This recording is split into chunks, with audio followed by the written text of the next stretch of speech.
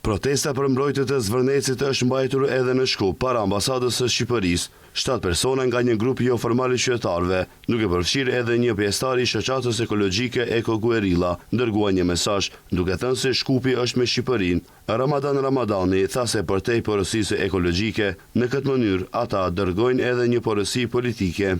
Kjo protestë e organizuar nga grup jo formal i qytetarëve e ka porosinë e vet pikë së pari ekologjike për mbrojtjen e tokës, natyrës dhe shpezve Shqipërisë.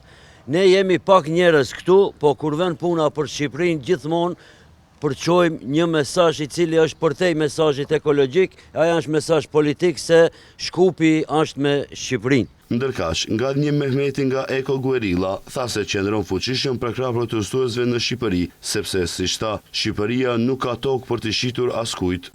Sot jemi këtu para ambasadës shqiptare për të dhënë përkrahjen tonë për protestat që janë duke u bë për shitjen e tokave dhe dëmtimin e natyrës që pretendojnë të bëhet tokës shqiptare.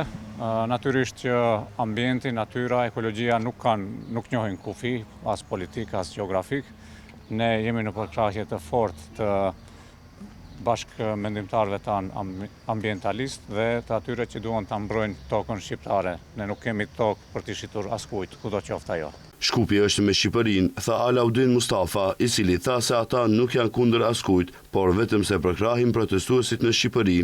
Nuk jemi këtu kundër askujt.